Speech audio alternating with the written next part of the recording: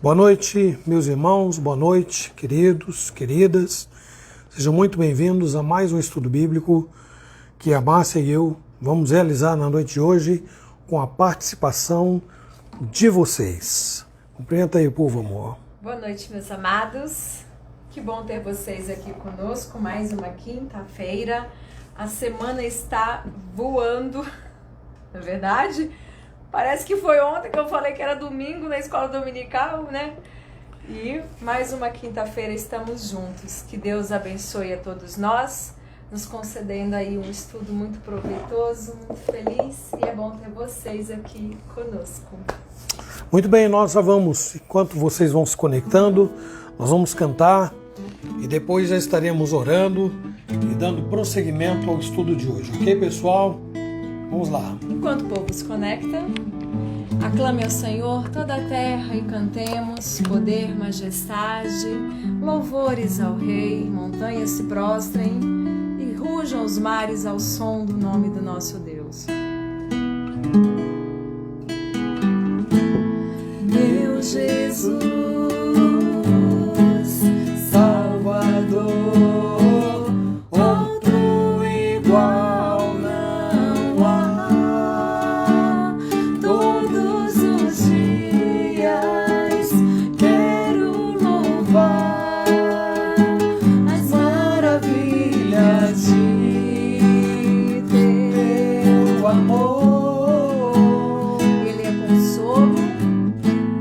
consolo, abrigo, força e refúgio, Senhor, com todo o meu ser, com tudo que sou, sempre te adorarei.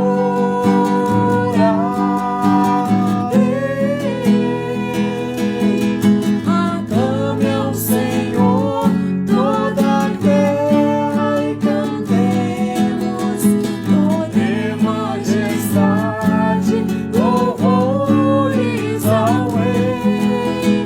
Montanhas se prostrem e rujam os mares ao som de teu nome. Alegre te louvo por teus grandes feitos, firmado estarei, sempre te amarei. Incomparáveis são tuas promessas, incomparáveis são tuas promessas, incomparáveis são tuas promessas pra mim.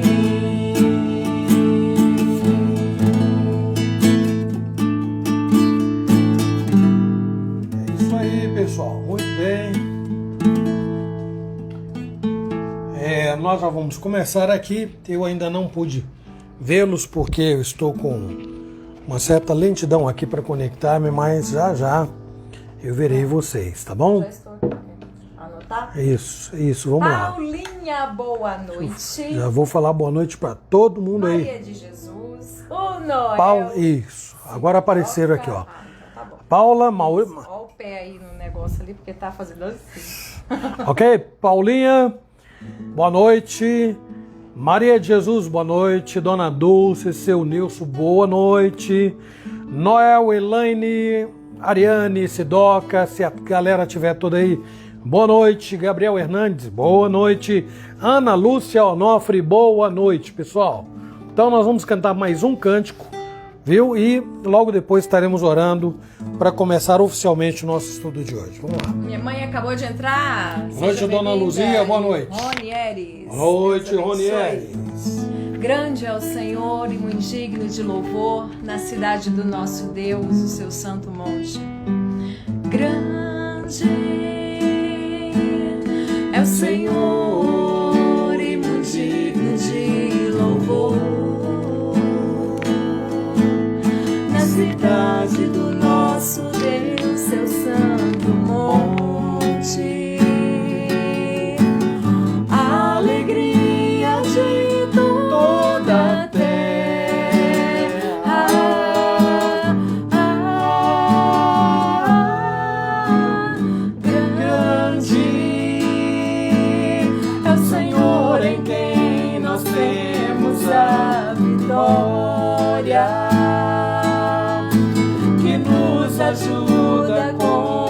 o inimigo. Por isso diante dele nos prostramos.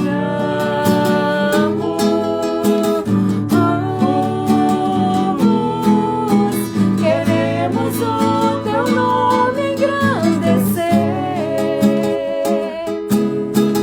e agradecer-te por tua obra em nossas vidas.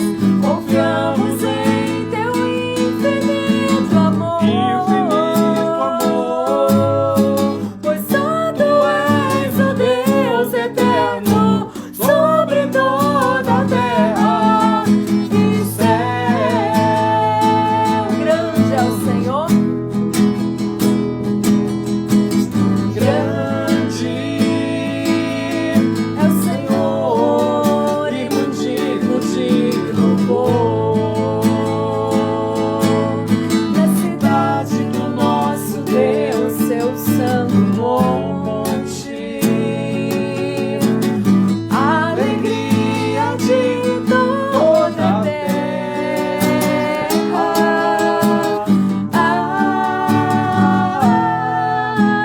Grande é o Senhor em quem nós temos a vitória, que nos ajuda contra o inimigo. Por isso diante dele nos prostramos.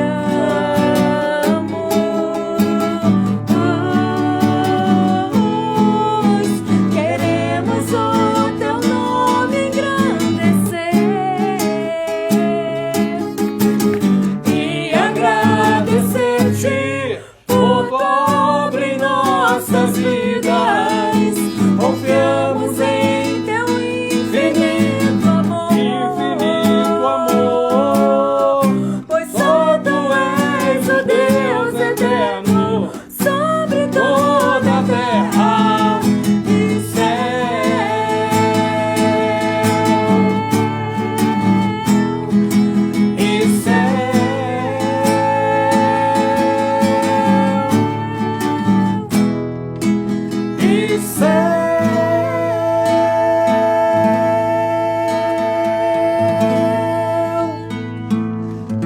Muito bem, eu não sei, eu parei na Luzia e no Ronieres. Boa noite, Maria Xavier. Boa noite, Gabi Mococa. Boa noite, disse Presbítero Beto. Boa noite, Valdir. Boa noite também a Vânia. Depois de um longo e tenebroso inverno, eis que ressurge das cinzas a nossa querida irmã Vânia. De férias, e bem merecido. Férias, é verdade. Espero que tenha trazido uma boa lembrancinha para mim, viu? É. Uma porção de areia. Laís, na praia. boa noite. Boa noite, nem que seja uma pedrinha preciosa. Quem sabe da ostra que vocês acharam lá, não é? Ô Laís, seja bem-vinda, minha irmã. Luciana e Edgar. Luciana e Edgar, ô povo. A Lívia, o Jonathan. Luciana, agora é você que vai anotar, amor. Luciana, Edgar, Lucas também, Luquinha. Tio Nilson. Tô com saudade de vocês, hein, povo? Lucas, Presbítero Nilson, ô rapaz, você tá bom? Espero que esteja tudo em ordem, descansado, porque eu tô planejando muito trabalho para vocês, minha gente. Que mais? A Mércia, lá de Itanhaém. Ô, Mercinha! Ô, Mercinha, como vai, Mercinha? Beijo pra Edninha. Boa beijo noite, pra minha irmã. princesa.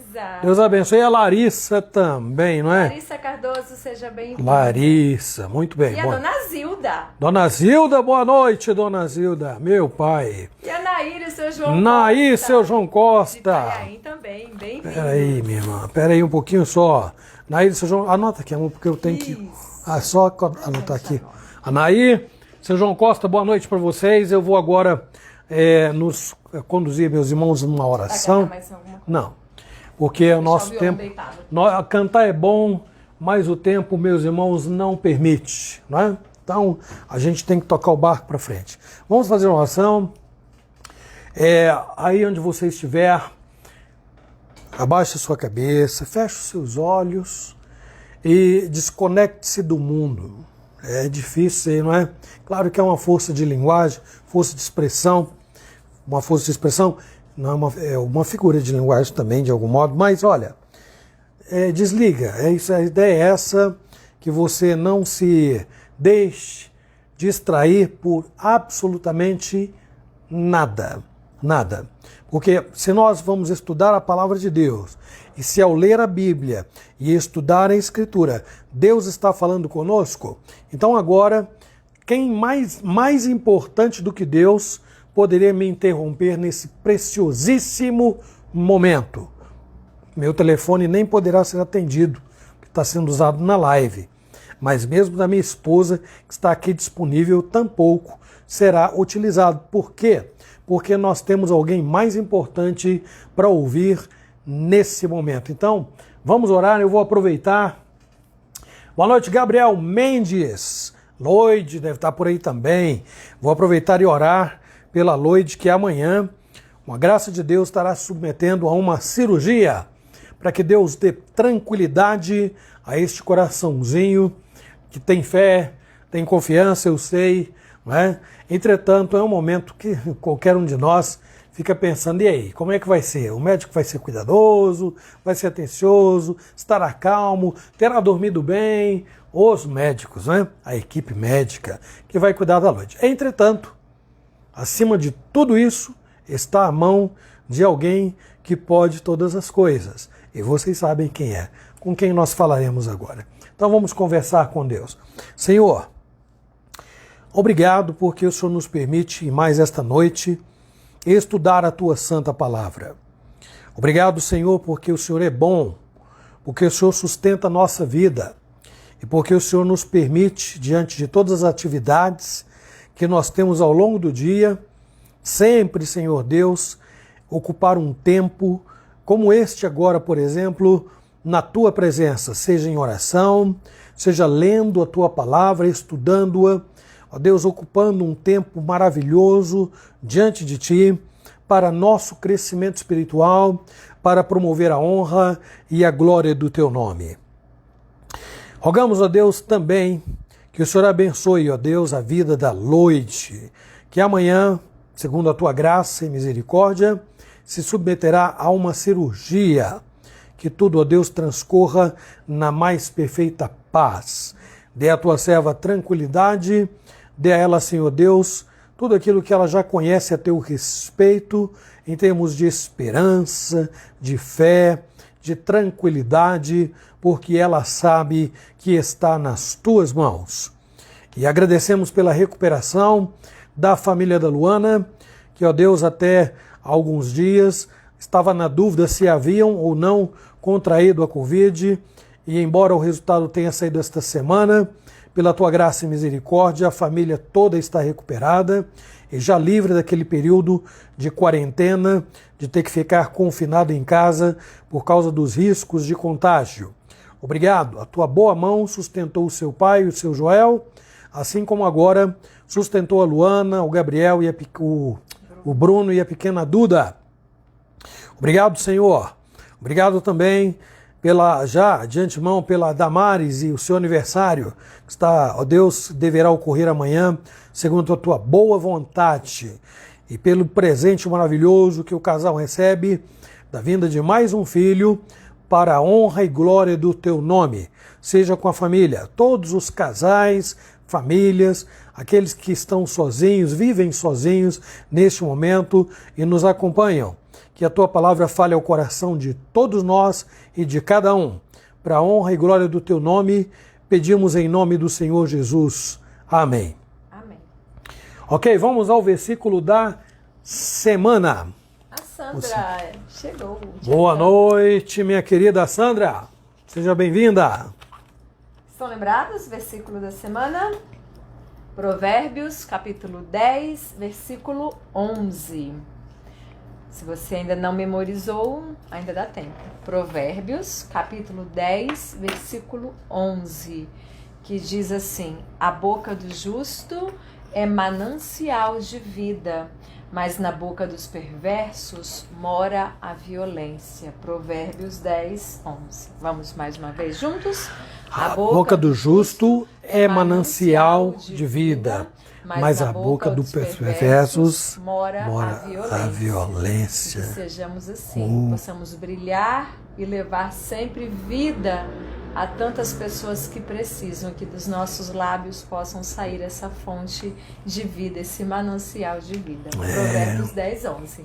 Domingo, na escola dominical, a gente volta nesse versículo. Se Deus quiser, né?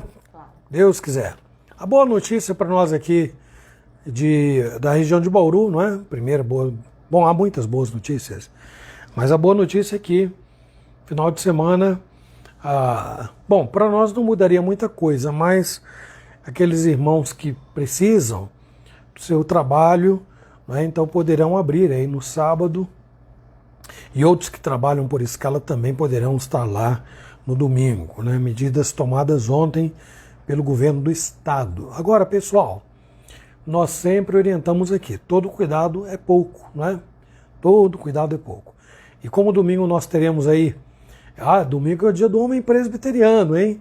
Então hoje eu mandei um recado para o grupo aí da nossa igreja, os irmãos que estão na live aí de outras regiões também, não esqueçam de glorificar a Deus pelos homens que fazem parte da sua igreja, viu? Haverá uma singela homenagem. Eu terei o presente da Vânia e do Nilson, que trarão lá, estão trazendo lá da praia, e vou ter também mais o presente aí por causa do Dia do Homem. Que maravilha, vai ser um dia maravilhoso.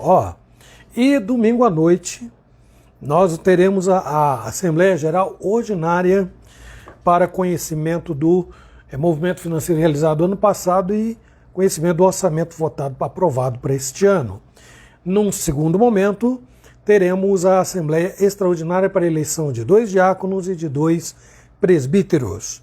Não sei se o seu presbítero Bonora e a sua esposa estão aí conectados, mas quero também cumprimentá-los. Geralmente eles entram e muitas vezes o nome não aparece aqui, tá bom, gente? Então, teremos a eleição, se Deus quiser. Depois disto, na verdade, dentro aí, né, de uma liturgia em que tudo isso ocorrerá, teremos, se Deus quiser, por fim, a administração da ceia do Senhor. Será um dia memorável por tantas coisas boas, diferentes, na verdade, que vão ocorrer. Muito bem, já oramos.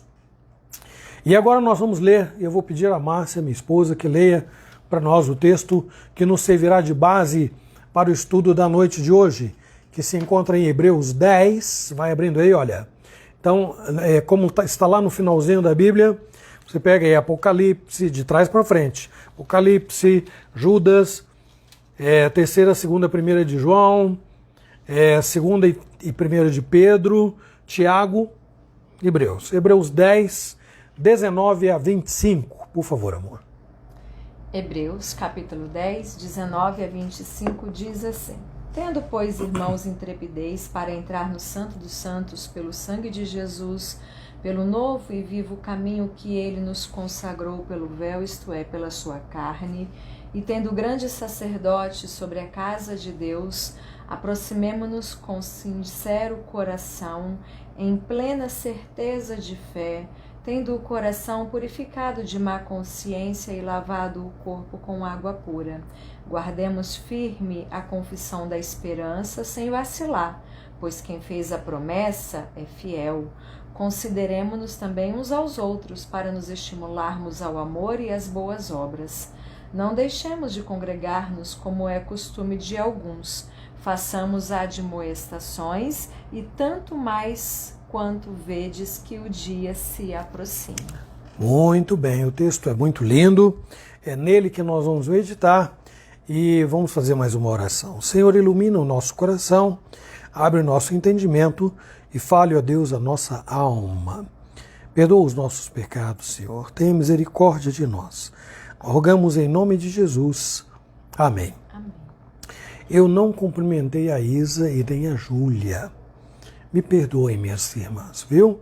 Boa noite para vocês também. Eu não cumprimentei do Edgar e da Luciana, a Lívia. Mas eu falei a Lívia, você falou? O Lucas, o Lívia. Me perdoe, minha irmã querida, me perdoe. Bom, gente, olha, muitos gostam de falar sobre família. Esse é um dos temas mais abordados, mais explorados em várias esferas do ensino, não é só na igreja não. Nós geralmente, meus irmãos, claro que quem está batendo ainda bem, muito bem da cabeça, deseja sempre o melhor para a família, não é?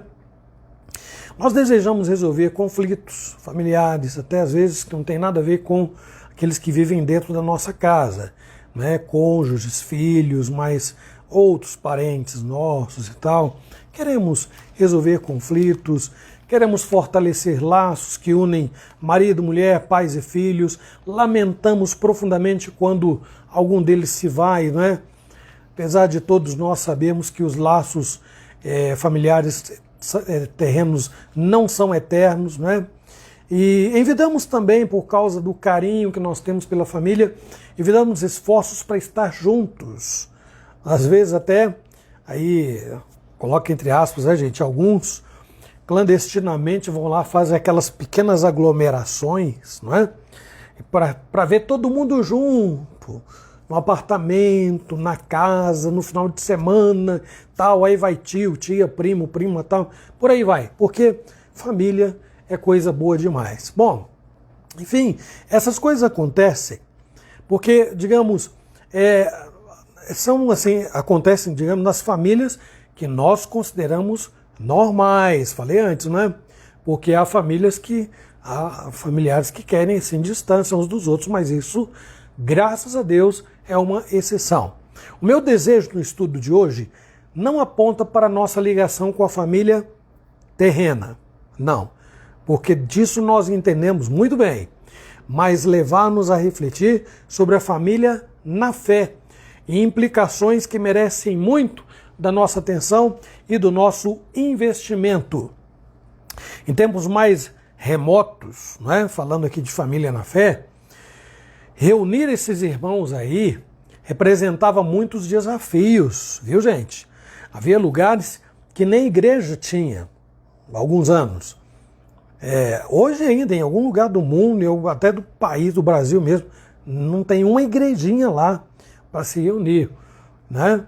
E por menor que fosse, né, era mais comum, alguns anos atrás, essa dificuldade ser notada no nosso país, não é?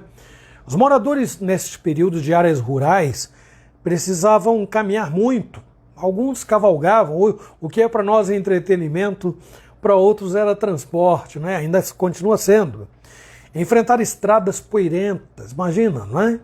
Quilômetros de caminhada, chuva, sol, frio, calor, tudo isso para experimentar a alegria de reunir a família na fé, Então, acredite ou não, alguns ainda hoje, mesmo querendo, não tem lugar onde possa experimentar isso aí, o que a maioria de nós dispõe, e como um alimento que sobra, não é? Já que tem tanta igreja, em tantos lugares, então como um alimento que sobra, aí algumas pessoas acabam até relaxando na questão de estar com a família da fé ou não. Bom, hoje eu vou estar com a minha família da fé. Não, hoje não vou. Hoje eu vou receber parente. Hoje eu vou receber minha família terrena. É claro que ninguém pensa e fala dessa forma, mas eu me refiro ao comportamento, né? Então, antes de nós irmos ao âmago da questão, vamos pensar no primeiro tópico que eu acho que a minha esposa já colocou aí. Cristo une a família da fé, que é o que está no texto que nós acabamos de ler. Versículo 19, como a minha esposa leu, tendo, pois, irmãos, intrepidez para entrar no Santo dos Santos pelo sangue de Jesus. Então, no primeiro momento, é muito importante dizer que esta união é entre os filhos e o Pai, com P maiúsculo, não é? Conforme está escrito, temos intrepidez para entrar no Santo dos Santos. No Antigo Testamento, somente o sumo sacerdote é que podia fazer isto uma vez por ano, para representar o povo diante de Deus. Então ele entrava na presença de Deus para aspergir o sangue com um raminho de, né, o que é chamado de sopo. Parece, sabe aqueles como é que é o nome? Que tira pó. Espanador, isso. Aqueles espanadores cheinhos de parece aqueles pelinhos de bichinho de pelúcia. Sim, Então, ramos como aquele eram molhados no sangue de animais e aspergidos sobre o povo, viu? Isso chamava-se então momento de expiação de pecados. A arca estava lá e somente esse sumo sacerdote podia fazer isto. Com essa atitude, então, ele acabava promovendo uma constante reconciliação entre o pecador, os filhos e o Pai Celeste. Já no Novo Testamento, esse cerimonial aí não se repete mais. Por quê? Porque nós temos agora um novo acesso a Deus. Novo e definitivo. A causa é exatamente essa. Jesus derramou seu sangue pelos nossos pecados e morreu para reunir os filhos ao Pai. Vamos ver Mateus 27, 51, por favor, amor. Eis que o véu do santuário se rasgou em duas partes de alto a baixo. Tremeu a terra, fenderam-se as rochas. Agora Romanos, capítulo 5, versículo 10. Se você puder ir anotando para ajudar os outros a acompanharem, nós agradecemos. Romanos 5, 10. Porque se nós, quando inimigos, fomos reconciliados com Deus mediante a morte de seu Filho, muito mais estando já reconciliados, seremos salvos pela sua vida. Observaram? Reconciliação. Filhos que estavam perdidos, filhos que estavam revoltados, inimigos do Pai, foram agora reconciliados por meio de Jesus. Este é o primeiro ponto, hein, gente?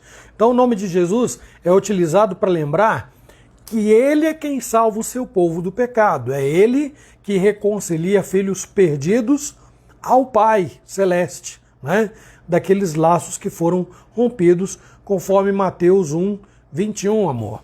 Aí vamos deixar a Laís e a Lídia nos dar uma força aí, já que elas chegaram, quem sabe chegaram com todo o gás, né? Não sei, ajuda aí. Às vezes a gente chega das férias meio cansado. Mateus, capítulo 1, 21.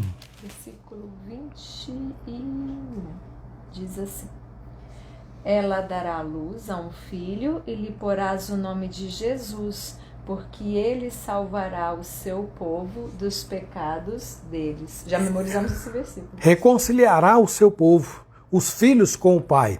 Então, no mesmo texto que nós lemos aqui, versículo 20 diz assim, como é que isso ocorre? Pelo novo, essa reconciliação, pelo novo e vivo caminho que ele nos consagrou pelo véu, isto é, pela sua carne. Então, Cristo abriu um caminho para algo extraordinário que vai muito além daquela representatividade que nós vimos aí, que eu abordei sobre o Velho Testamento. Então, como o véu foi rasgado de alto a baixo, assim também o corpo de Jesus foi, digamos, quebrado e o seu sangue foi derramado para abrir um caminho onde não havia acesso.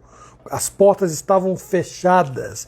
Então, pela sua morte, ele removeu o véu que havia entre Deus, o Pai, e o seu povo. Na sequência, no versículo 21, nós ainda lemos, e tendo grande sacerdote sobre a casa de Deus. 22, aproximemo-nos com sincero coração, em plena certeza de fé, tendo o coração purificado de má consciência e lavado o corpo com água pura. Então, diferente daquela forma adotada no Velho Testamento, agora Cristo, grande sacerdote, recebe as nossas orações e as apresenta diante de Deus. Ele é o advogado, estão lembrados? Ele reúne todos os filhos que pertencem à mesma família, como está lá em Hebreus 2:11. O que diz aí, meu amor, por favor? Hebreus 2, 11. versículo 11. Pois tanto o que santifica como os que são santificados, todos vêm de um só.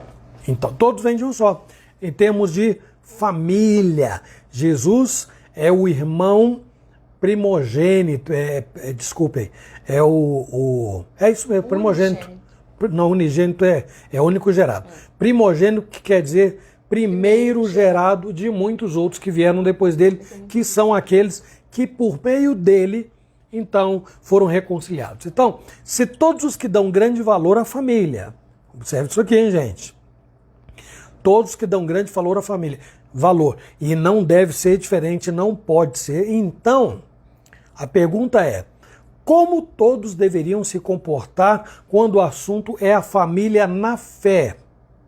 Então, vou repetir a pergunta, vou repetir. Se todos em geral, dão grande valor à família terrena, o que eu digo não deve ser diferente, pergunta é, então, como todos deveriam se comportar quando o assunto é a família na fé? Meus irmãos, se um filho sofre por estar de laços rompidos com seus pais, como ser humano, pense nisso, como o ser humano deveria se sentir ao saber que está numa condição de inimizade contra Deus e de laços rompidos com a sua família na fé, inclusive o pai? Então, primeiro o pai e, obviamente, a família e os irmãos na fé. Então, se eu estou bem com a minha família, né, se o nosso relacionamento oferece alguma segurança, e eu me refiro de novo à família terrena, se eu estou bem com a minha família, se o nosso relacionamento oferece alguma segurança, esse assunto, a família na fé, deveria ser motivo de maior preocupação para qualquer um de nós. Vocês não acham?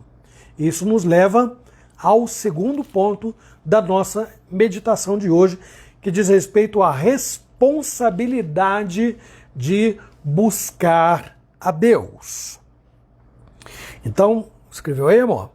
Então, a responsabilidade de buscar a Deus. Então, note que, embora Cristo tenha aberto o caminho, possibilitando esse acesso ao Pai, nós somos exortados agora a nos aproximar de Deus. Veja o que é dito lá no capítulo 4 de Hebreus, versículo 16. Acheguemo-nos, portanto, confiadamente junto ao trono da graça, a fim de recebermos misericórdia e acharmos graça para socorro em ocasião oportuna. Maravilha! Eu disse que Cristo possibilitou algo que agora está aí sendo dito no versículo 16 em tom imperativo. Pode ler de novo, amor? Imperativo. Acheguemo-nos, portanto, confiadamente junto ao trono da graça, a fim de recebermos misericórdia e acharmos graça para socorro em ocasião oportuna. Então, inicialmente, por causa da obra de Cristo, os filhos de Deus podem ser confiantes agora. Mas essa é uma ação passiva, não é? Cristo morreu, Cristo abriu as portas, então ele nada fez ou faz, o cidadão, né, a pessoa, o homem, a mulher, nada fez ou faz para voltar a se relacionar com seu Pai eterno. Não, ele não fez. Cristo fez. Mas ao mesmo tempo em que o texto fala do elemento fundamental desta união, que é Jesus, ele também aponta para o que os filhos precisam fazer. Ele está dizendo que é preciso ir com sincero coração, em plena certeza de fé. E o que isso quer dizer? O autor está enfatizando que o coração deve ser sincero se a fé é genuína. Então, a palavra sincero descreve o coração de uma pessoa que é honesta, genuína, comprometida, confiável e sem engano. Quando o coração do crente é sincero, do cristão é sincero, a fé é evidente como a certeza completa. Então, ele tem tranquilidade no seu coração de que a sua comunhão com Deus está pacificada nos termos de Romanos 5:1. Justificados, pois, mediante a fé, temos paz com Deus por meio de nosso Senhor Jesus Cristo. O cristão, meus irmãos, tem uma completa confiança em Deus porque ele aceita totalmente a verdade do Evangelho. Isto que foi dito no capítulo 4, 16, nada tem a ver com a família terrena, gente. Nós estamos tratando da família na fé. Nós poderíamos inverter isso, dizer acheguemo-nos com confiança. Vamos ver, vejam se tem como aplicar isto ao meu pai, à minha mãe e aos meus irmãos. Leia lá de novo, amor. Acheguemo-nos, portanto, confiadamente junto ao trono da graça, a fim de recebermos misericórdia e acharmos graça para socorro em ocasião oportuna. É claro que a família muitas vezes é um tipo de porto seguro. É claro que a gente consegue abrigo, alimento, carinho e outras coisas mais. Entretanto, as coisas que este texto manda buscar não serão encontradas na família de sangue. Por outro lado, a dúvida, né, se o crente agora está sendo exortado a buscar confiadamente, ao contrário disto, a dúvida mantém o cristão longe de Deus. A dúvida ofende. A dúvida é triste, não é? Diante de Deus, imaginem vocês se o santo viverá, o justo, né? Usando as palavras do apóstolo Paulo, viverá da fé. Então, deve entristecer muito o coração de Deus a dúvida. A dúvida.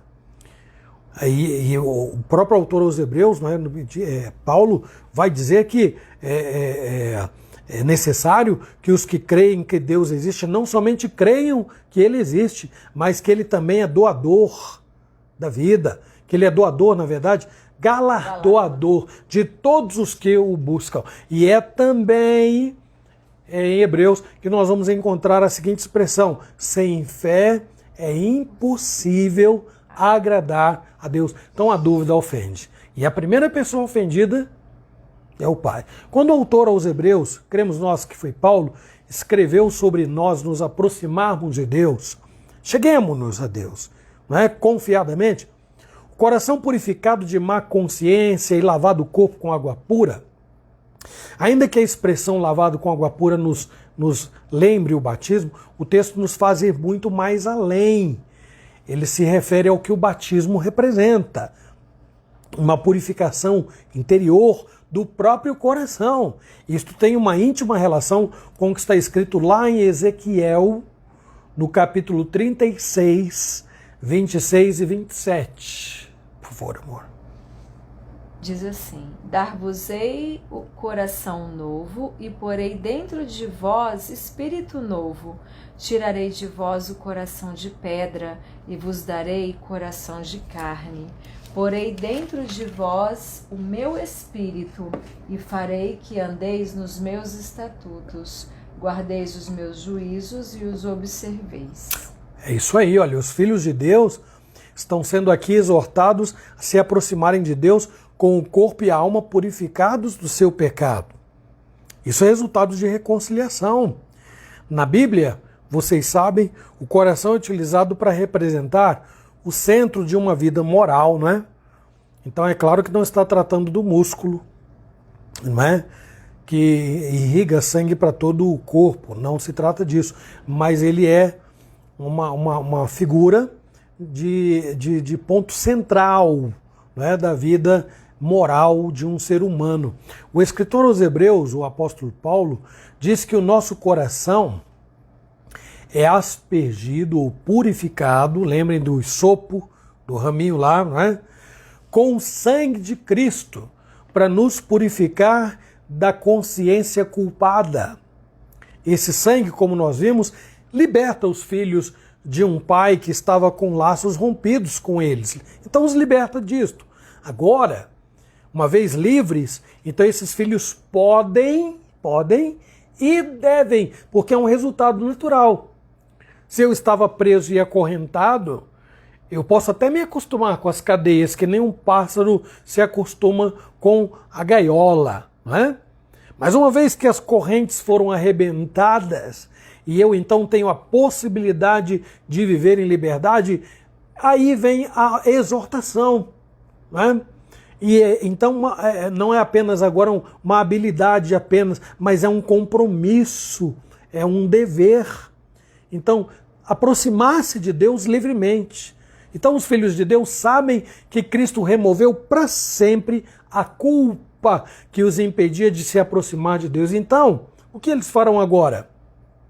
Eles vão se dirigir a Deus, clamando pelo perdão dos seus pecados continuadamente. E Jesus continuará como advogado que é, intercedendo continuamente por esses seus irmãos menores, porque foram gerados pelo mesmo Espírito. Eu já falei isso aqui. Ele é o primogênito dentre muitos irmãos. Não é? Então, se é importante, pense nisto, se é importante que um filho tenha os laços familiares reatados com seus pais, como é que nós deveríamos avaliar o assunto quando ele envolve a pessoa de Deus? Pare para pensar nisso. Eu vou repetir a pergunta. Se é importante que um filho, né, ligado a esta família aqui terrena, se é importante que ele que está perdido por alguma razão tenha os laços familiares reatados com os pais, como é que nós deveríamos avaliar o assunto quando ele envolve o Pai eterno? Os laços foram rompidos. Existe apenas uma forma desses laços serem reatados, desta reconciliação acontecer. Está no texto que nós lemos. E se eu não der importância a isto, se a minha família, que também é importante, estiver de algum modo suplantando a importância à família da fé, a necessidade que eu tenho de estar reconciliado com Deus, isso não deveria ser causa de grande preocupação? Porque lá no início eu disse, família terrena, ela vai se desfazendo porque a vida continua, é natural. Mas a família da fé não. A família da fé permanece para a eternidade. Então, eu não sei, mas muitas vezes eu particularmente tenho a impressão de que há muitos que não dão a importância que este assunto merece, não. Viu, gente? Às vezes eu tenho essa impressão. Um pai entristecido, bravo, ausente propositadamente. Tem pai que é ausente porque ele é assim, não é? Então, aqui eu estou falando de pai que de repente resolve se ausentar do filho ou pedir o filho que gentilmente dê licença, não é? Então, porque ele está entristecido, está bravo. Isso pode levar um filho às lágrimas, não pode? Pode levar um filho ao desespero provocado pelo desprezo paterno, pelo desamparo. Pode levar esse filho a uma vida incerta. Gente, eu estou falando de vida terrena. E pode levar esse filho a fazer muitos esforços para mudar este quadro.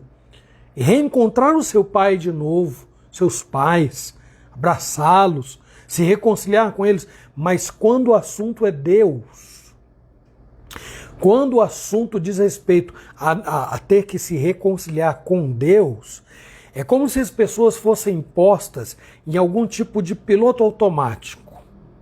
Vai se levando a vida, porque eu dependo de Deus, quem vai negar isto?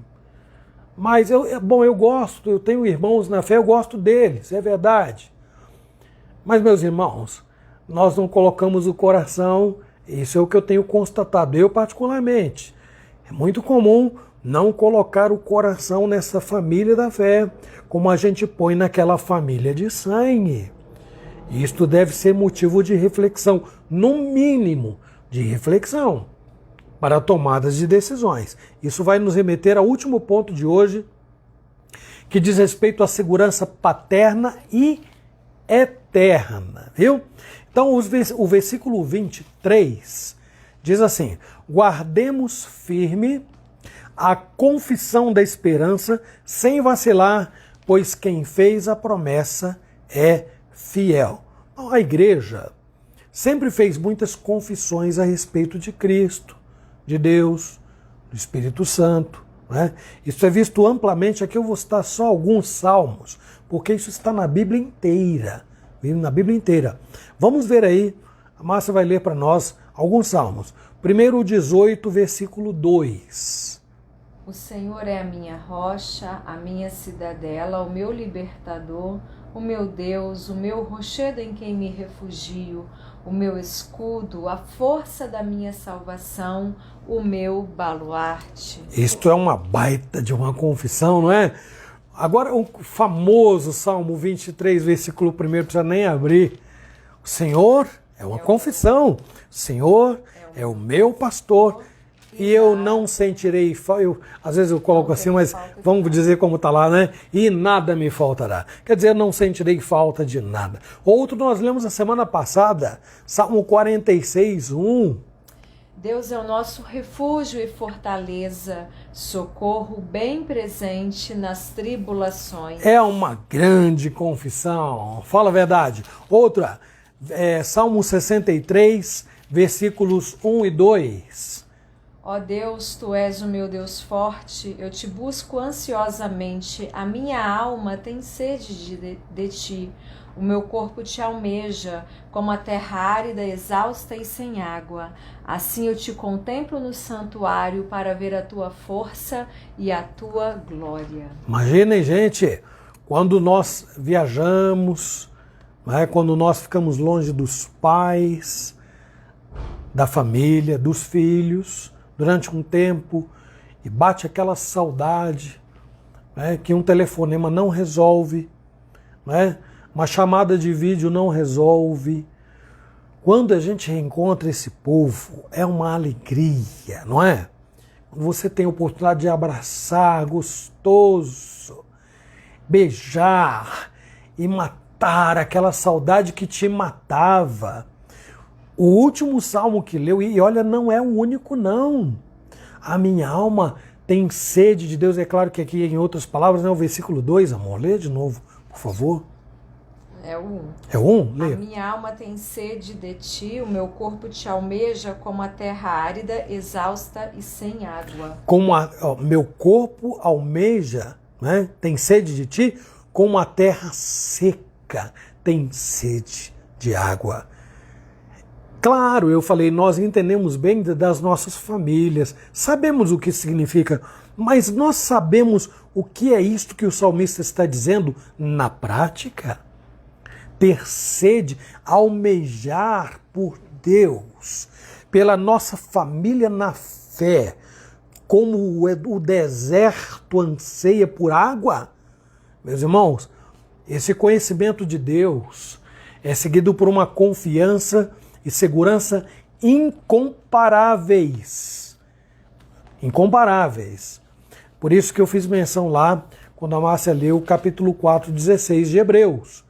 Porque o texto não poderia estar falando da minha família terrena, jamais. Porque a segurança que a minha família terrena oferece é limitada. Tudo de bom que a minha família terrena oferece é limitado.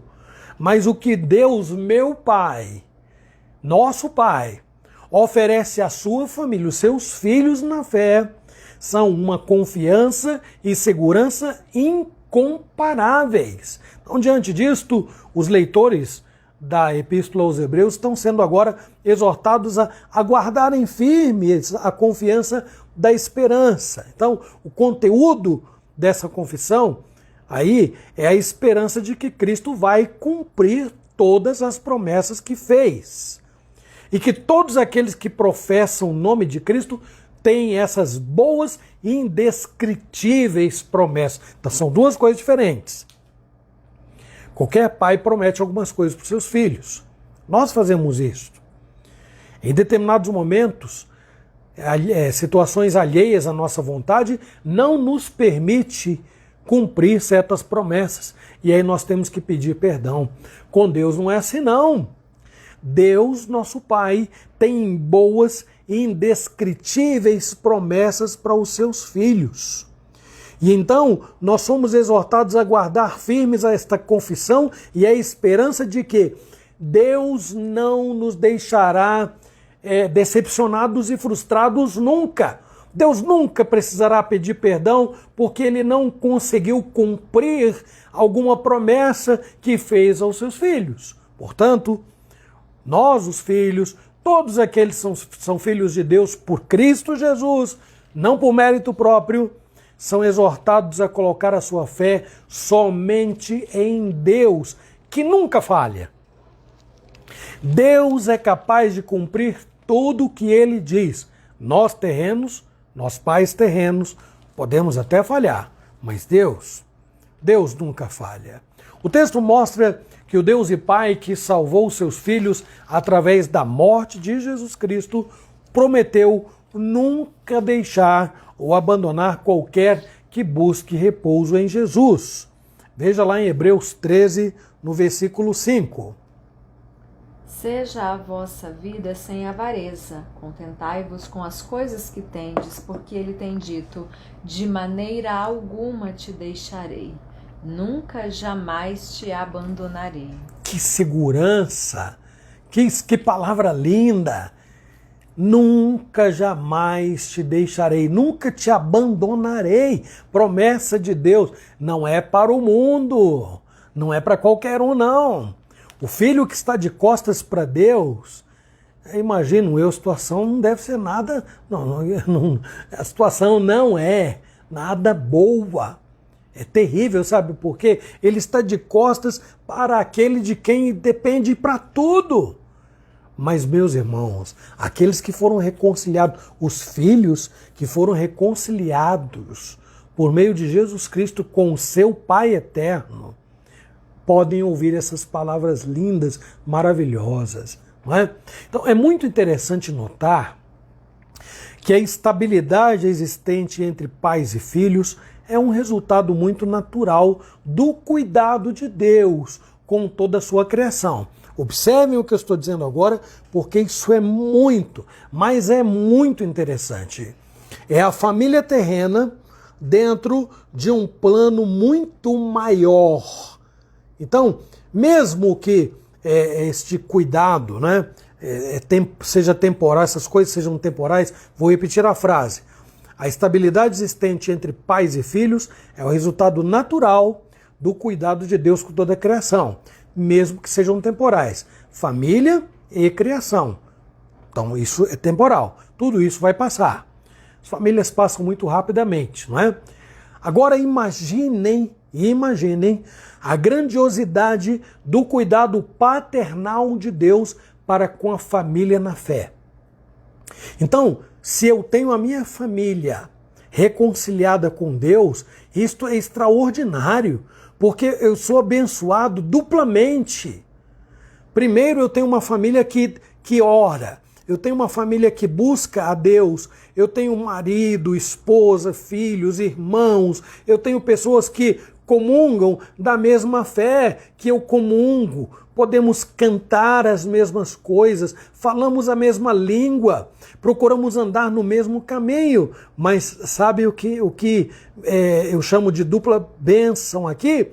É que esta família terrena está abrigada por uma família maior, cujos laços não foram feitos pelo sangue. Esses laços foram feitos por Jesus Cristo. Pelo sangue é verdade, mas o de Jesus Cristo. Então, os filhos foram feitos e foram gerados por obra do Espírito Santo. Então, esta convicção já basta para promover um entusiasmo sem precedentes. Quem vai falar sobre isto, e eu estou caminhando para o último tópico aqui, gente, que é mais curto, esta convicção está lá, deve ser suficiente para causar um entusiasmo na linguagem de Pedro. 1 de Pedro 1, 6-9. O que é que ele diz aí?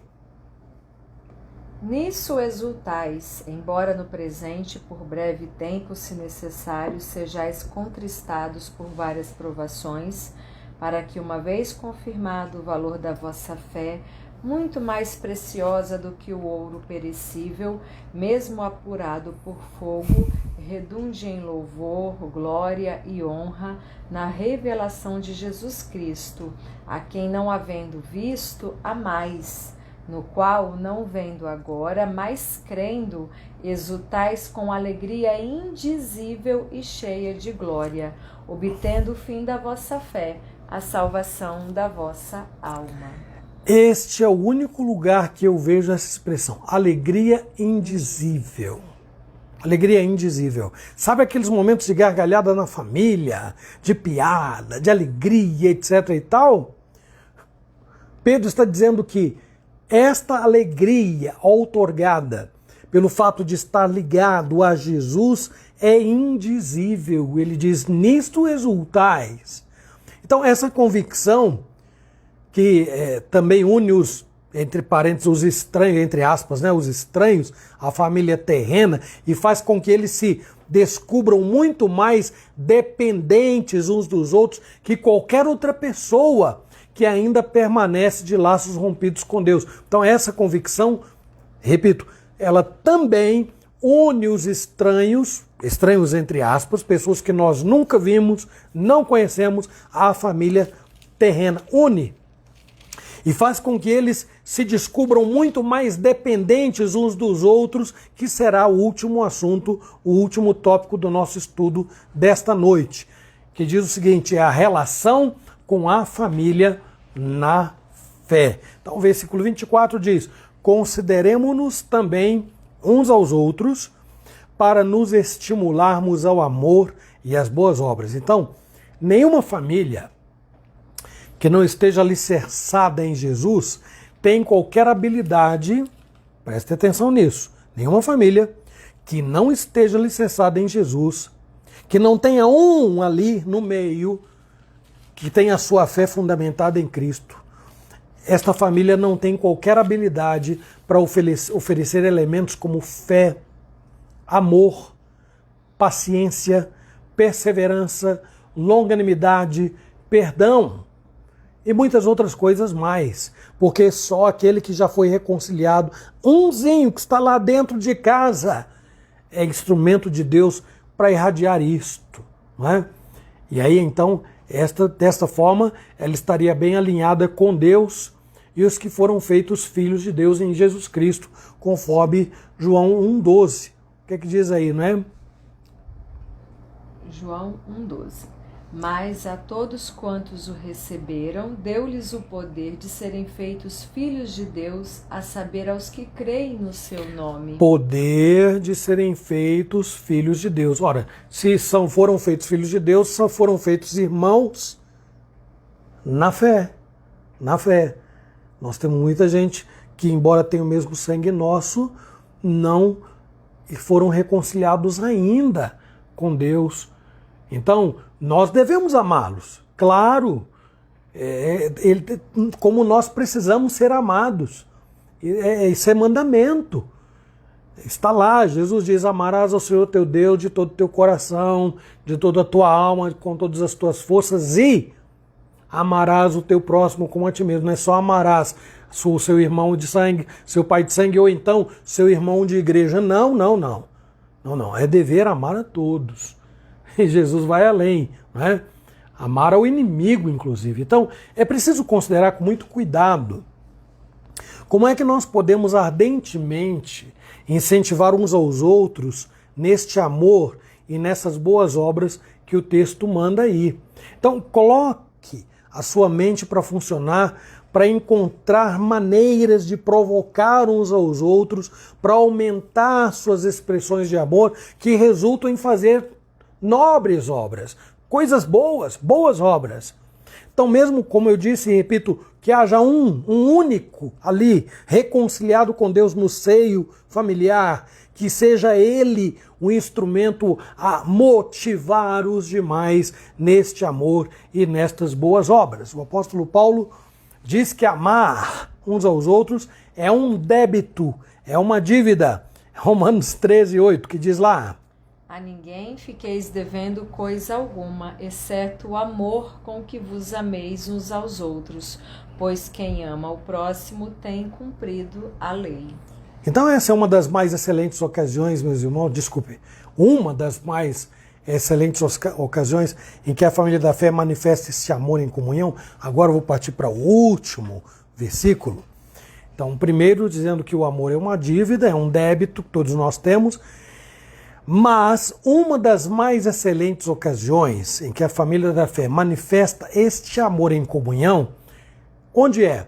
É quando estão juntos, é no ajuntamento solene.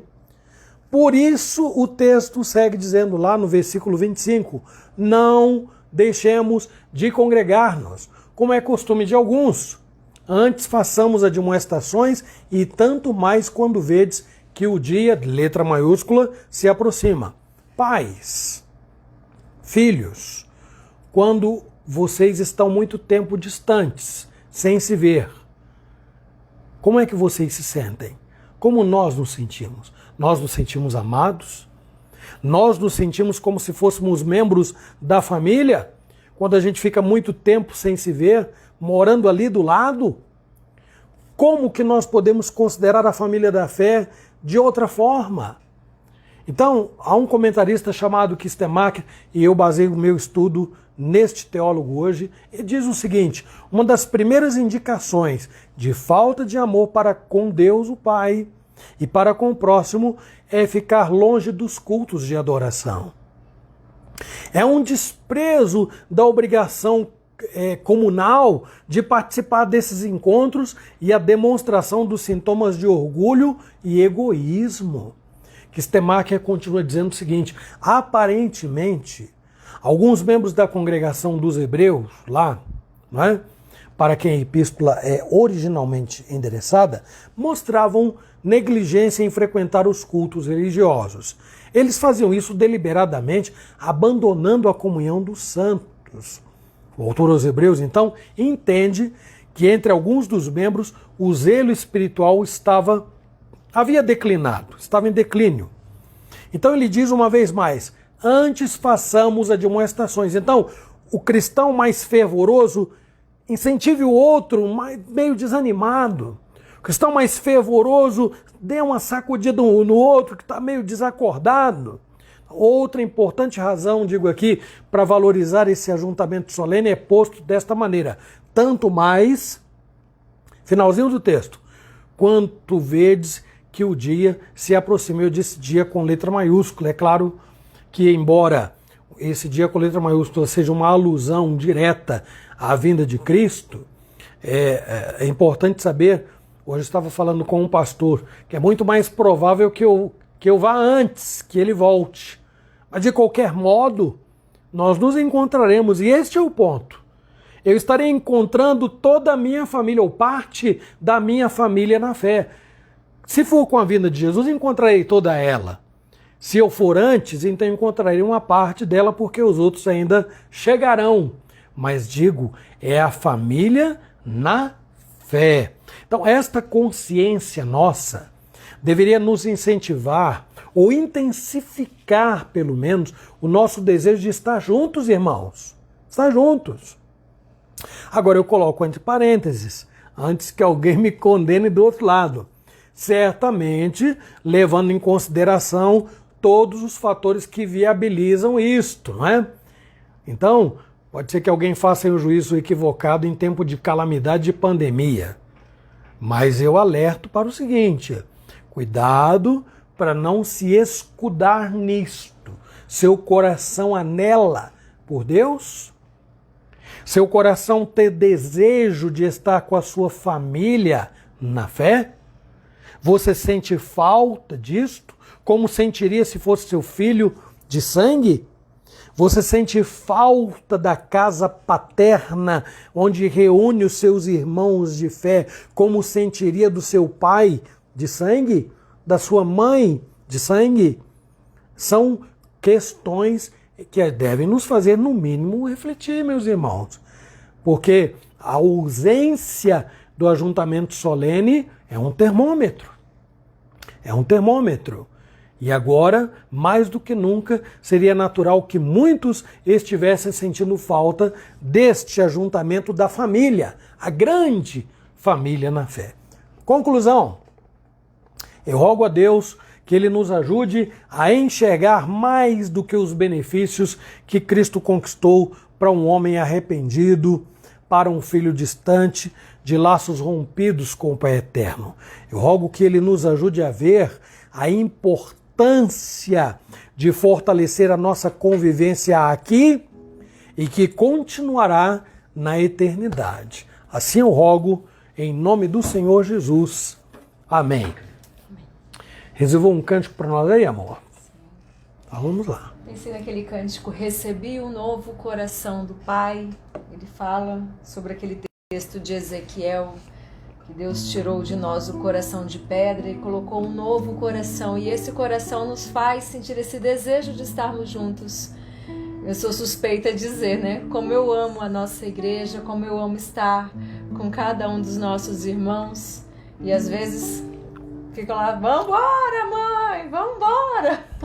Porque é muito bom poder fazer parte da família da fé, ter cada um de vocês lá dominicalmente, muito bom mesmo, e nós sentimos falta, né? Quando alguns estão viajando, né, Nilson, né, Vânia, Isa, Júlia. Quando alguém está doente. Quando alguém está doente, infelizmente, né? Quando alguns, por causa dessa situação, não podem estar com a gente sente. Vamos cantar.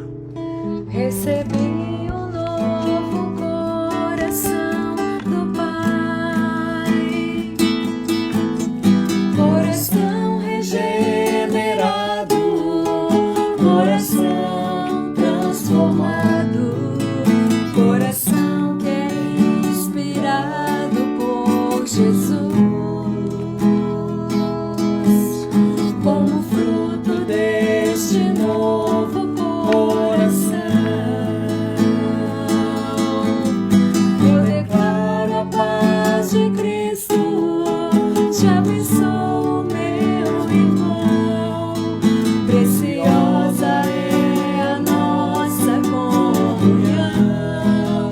Somos corpo, e assim bem ajustados, totalmente ligados, unidos, vivendo em amor. Uma família sem qualquer falsidade, vivendo a verdade, expressando a glória do Senhor.